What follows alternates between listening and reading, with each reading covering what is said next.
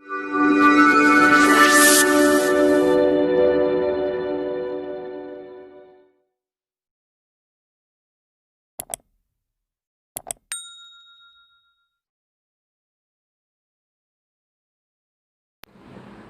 To my YouTube channel Surendra sir knowledge of physics. My dear student, आज इस video में जो मैं बताने वाला हूँ उसके पहले का जो टॉपिक हमने लिया था ओम्स का नियम, जिसमें हम प्रतिरोधकता के बारे में बताए थे, प्रतिरोधकता का फार्मूला भी बताए थे। उसके बेसिस पे हम न्यूमेरिकल बताने वाले हैं और ये न्यूमेरिकल बहुत ही इंपॉर्टेंट है, बोर्ड में कई बार आया भी है। तो इस वीडियो में जो हम बताने वाले हैं प्रतिरोधकता से रिलेटेड न्यूमेरिकल है, जो चैप्टर नंबर 12 विद्युत से है और ये क्लास 10th साइंस का टॉपिक है। ओके, तो माय डियर स्टूडेंट, अब यहाँ ध्यान से देखिए कि क्वेश्चन क्या है जो प्रतिरोधकता के बेसिस पे डिपेंड है। तो यहाँ पे देख सकते हो उदाहरण 12.5 मैंने लिखा है कि किसी धातु के 1 मीटर लंबे तार का 20 डिग्री सेल्सियस पर वैद्युत प्रतिरोध 26 ओम है। यदि तार का व्यास 0.3 mm है तो इस ताप पर धातु की वैद्युत प्रतिरोधकता क्या है, और हमें प्रतिरोधकता बतानी है। और सारणी का उपयोग करके तार के पदार्थ की भविष्यवाणी कीजिए कि कौन से एलिमेंट का है। तो यहाँ पे पहले तो हम उसकी प्रतिरोधकता निकालेंगे। तो जो दिया गया उसको लिखिए, दिया गया है, क्या दिया गया है, इसमें दिया गया है वो लिख लेते हैं। ठीक है, क्या दिया गया है, 1 मीटर लंबा, मतलब लेंथ दी गई है। एल दिया गया कितना है, 1 मीटर। और क्या दिया गया है, प्रतिरोध मतलब आर दिया गया है, कितना है, 26 ओम। और क्या गिवन है, व्यास दिया गया मतलब डी दिया गया। क्रॉस सेक्शन एरिया दिया गया है, कितना है, 0.3 mm है। तो इसको किस में कन्वर्ट करेंगे, मीटर में, 3.10⁻³ मीटर। तो इसको हम क्या लिख सकते हैं, अगर इसको हम 10 से मल्टीप्लाई करें तो 10 से डिवाइड भी करना पड़ेगा, तो लिख सकते हैं 3 × 10⁻⁴ मीटर। ये हो गया डी। लेकिन अगर हमें निकालना है, यहां नीचे लिखे चलेगा, तो इसके आगे हम इसको अगर डायमीटर दिया गया है तो रेडियस निकालेंगे। इसका रेडियस क्या होगा, त्रिज्या। तो त्रिज्या क्या होता है, d/2 मतलब डायमीटर बाय 2। तो इसकी वैल्यू हो जाएगी 3, डी की वैल्यू कितनी है, 3 × 10⁻⁴ मीटर डिवाइडेड बाय 2। ओके, तो 3/2 मीटर हम लिख सकते हैं। ठीक है, या 1.5 × 10⁻⁴ लिख सकते हैं। तो अब फाइंड आउट क्या करना है, प्रतिरोधकता। प्रतिरोधकता का सिंबल क्या है, प्रतिरोधकता, प्रतिरोधकता रो है और इसका फार्मूला आपने पढ़ा था RA/L। ठीक है, अगर कोई तार है तो कुछ तरह इस तरह से होगा, इसका क्रॉस सेक्शन एरिया इस तरह से। इसकी लेंथ अगर मान लेते हैं ये L है और इसका क्रॉस सेक्शन एरिया A है। ठीक है, और हमें इस पे रेजिस्टेंस R बतानी है। तो ये क्या है, जो क्रॉस सेक्शन एरिया होती है वो क्या होता है, एक सर्कल होता है। तो area of cross section area मतलब अनुप्रस्थ काट का क्षेत्रफल, अनुप्रस्थ काट का क्षेत्रफल क्या लिखेंगे, A = πr², ये होता है। अब हमें पहले एरिया निकाल लेंगे। हम सबसे पहले क्या करेंगे, एरिया निकाल लेंगे, इसके बाद फिर हम आगे वैल्यूज को पुट करेंगे। ठीक है, तो फार्मूला याद रहेगा, ρ = R/A/L। ओके, तो क्षेत्रफल क्या होगा, A = π22/7 और R² हमने ये पढ़ा है 3/2 × 10⁻⁴²। तो यहाँ पे हम क्या लिखेंगे, इसको मल्टीप्लाई करेंगे, 22 × 9 × 10⁻8/7 × 4। ठीक है, तो ये हो जाएगा 11, ये हो जाएगा 2, तो ये हो जाएगा 9 9 जा 11 9 जा 99, 10⁻8/14। ठीक है, ये हमारा हो गया एरिया। ये किसमें होगा, मीटर स्क्वायर। ठीक है, अब हमारे पास सारी वैल्यूज हैं। अब इस वैल्यूज को हम पुट करेंगे। R भी है हमारे पास A भी है, हमारे पास L भी है। ठीक है, तो चलो रखते हैं वैल्यूज में इसकी वैल्यू प्रतिरोधकता के लिए इसका फॉर्मूला क्या है, rho equal to R A by L. तो आर की वैल्यू क्या है 26 और ए की वैल्यू इसकी -4 और एल की वैल्यू भी दी गई है 1 मीटर है, तो 1 इंटू ये डिनोमिनेटर में 14 लिख देंगे। ठीक है, अब इसको डिवाइड करेंगे। देखिए कहीं मिसिंग नहीं होना चाहिए, ये 1 है। अब इसको कैलकुलेट करेंगे तो 2 से 1 जा क्या हो जाएगा 14 होता है और ये 13 हो जाएगा। ठीक है, अब इसको मल्टीप्लाई करेंगे और 7 से डिवाइड करेंगे। चलिए अगर हम इसी को डिवाइड करते हैं 7 से तो कितना होता है, ये 13 को डिवाइड कर लीजिए 7 से, इसके बाद उसको 99 से मल्टीप्लाई कर लो या फिर इसको मल्टीप्लाई कर लो, इसके बाद उसकी वैल्यूज को सॉल्व करो। ठीक है, तो चलिए मल्टीप्लाई करिए 13 इंटू 99 करो, 13 इंटू 99 इंटू 10 टू रेज -4 नहीं है 8 है, अभी गड़बड़ हो जाता है, ये 8 है। हाँ, डिवाइडेड बाय 7 किया, इसका यूनिट है ओम मीटर। 13 इंटू 99 तो कितना आ जाएगा 1287 इंटू 10 टू रेज, यहाँ भी 4 नहीं है 8 है, -8 डिवाइडेड बाय क्या करना है 7।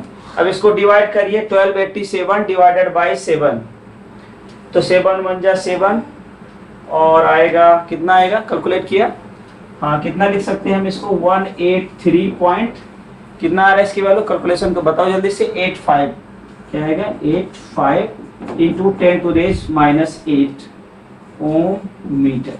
ठीक है, ये तो रहा रो। लेकिन हमें क्या करना है कि अगर ये 10 के पावर में है तो एक इंटीजर आना चाहिए, एक पूर्णांक संख्या आना चाहिए, तो उसको हम कन्वर्ट कर देंगे। ठीक है, यहाँ तक कोई डाउट नहीं है तो ठीक है, गुड। अब इसको क्या करेंगे 100 से इसको क्या करेंगे डिवाइड कर दें, और या फिर हम इसको इस तरह से लिख सकते हैं, अप्रोक्सीमेट में लिखें, इसको 100 से मल्टीप्लाई कर देंगे तो इसको इस तरह ऐसा लिख सकते हैं, 83 को हम क्या लिखेंगे 84 लिख देंगे। क्या लिखेंगे अप्रोक्सीमेट, ये क्या 84 आएगा into 10 to raise -2 into 10 to raise -6 ohm meter. 8 को ऐसा लिख सकते हैं ना। अब इसका मतलब ये है 184 और इसको हम ले जाएंगे नीचे तो क्या होगा 10 की power 2 10 to raise -6 ohm meter. ठीक है, और ये होता है 100, तो 184 अपॉन 100 इंटू 10 टू रेज -6 क्या लिखें 100 से डिवाइड करोगे तो 1.84 into 10 to raise -6 ohm meter होगा, ओम मीटर। ठीक है, तो ये वैल्यूज आ गई। तो ओम इक्वल टू प्रतिरोधकता कितना आ गया 1.84 into 10 to raise -6 ohm meter. ठीक है, ये इसकी प्रतिरोधकता है कि किसी पदार्थ की। लेकिन हमें ये भी बताना है कि सारणी का उपयोग करके तार के पदार्थ की भविष्यवाणी कीजिए। तो आपके बुक में जो है सारणी दी गई है, अगर हम इसकी वैल्यूज की बात करें तो यहाँ पे जो सारणी है इस चैप्टर में दी गई है, उसमें जो चालक का सबसे लास्ट पॉइंट दिया गया है मैंगनीज, उसकी वैल्यूज ये होती है। तो यहाँ पे हम कह सकते हैं, आप सारणी देख लेना, उस सारणी में दिया गया है कि 1.84 10 टू रेज -6 ओम मीटर किसकी प्रतिरोधकता है, चालक में मैंगनीज की प्रतिरोधकता है, मैंगनीज। तो आंसर क्या आएगा कि मैंगनीज की प्रतिरोधकता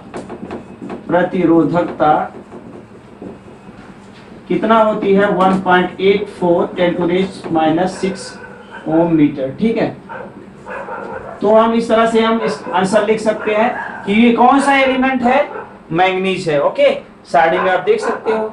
ओके, क्लियर, कोई प्रॉब्लम नहीं है। ओके, अब एक क्वेश्चन और इससे रिलेटेड हम एक दूसरा उदाहरण जो है प्रतिरोधकता के बारे में बता रहे हैं। ठीक है, तो नेक्स्ट क्वेश्चन आप इसको देखिए इसी वीडियो में। ओके, अब नेक्स्ट क्वेश्चन है इसी पे रिलेटेड है, प्रतिरोधकता पे।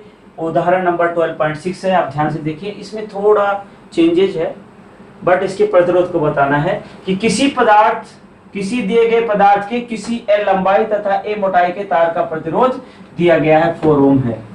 इसी पदार्थ के किसी अन्य तार का प्रतिरोध क्या होगा जिसकी लंबाई L/2 तथा मोटाई 2A है। कहने का मतलब एक प्रतिरोध है जिसका हमें वैल्यूज दी गई। मान लेते हैं, हल करते हैं, इसमें इसका सलूशन करते हैं। तो जो दिया गया उसको लिखते हैं। इसके बाद जब उसकी लंबाई l/2 लंबाई बढ़ा दी जाए, मोटाई उसकी डबल कर दी जाए, तो उसकी वैल्यूज क्या होगी। तो यहाँ पे दिया गया है माना की लंबाई, माना क्या इसमें दिया गया है, तार की लंबाई क्या है, तार की लंबाई क्या दिया है, l दिया है। और इसका जो मोटाई है, मतलब क्रॉस सेक्शन एरिया, मोटाई कितनी दी गई है, a दिया गया है। ठीक है, मतलब क्रॉस सेक्शन एरिया दिया गया है। अब हमें क्या बताना है, प्रतिरोध। प्रतिरोध यहाँ पे मेंशन किया गया है, प्रतिरोध कितना है, कितना है बोलिए, 4 ओम है। तो हमें क्या बताना है कि इसी पदार्थ के अन्य पदार्थ का प्रतिरोध बताइए। तो सबसे पहले हम क्या निकालेंगे, इसकी प्रतिरोधकता निकाल लें। ठीक है, तो प्रतिरोधकता निकालेंगे, इसके बेसिस पे हम उसका प्रतिरोध निकाल पाएंगे।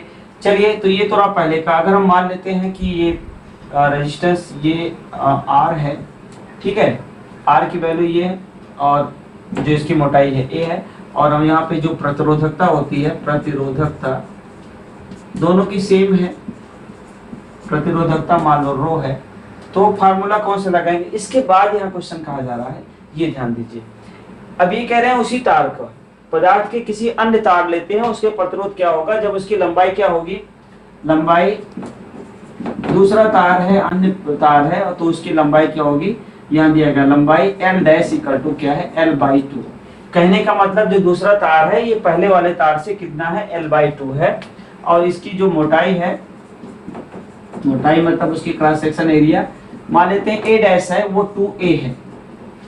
ओके, और उसका प्रतिरोध क्या होगा बताना है हमें, प्रतिरोध क्या होगा हमें नहीं पता है, प्रतिरोध R डैश हमें निकालना है, और इसकी जो प्रतिरोधकता होगी वही होगी जो पहले वाले की है, प्रतिरोधकता, जिसको हम किससे, रो से डिनोट करते हैं, ये रो है।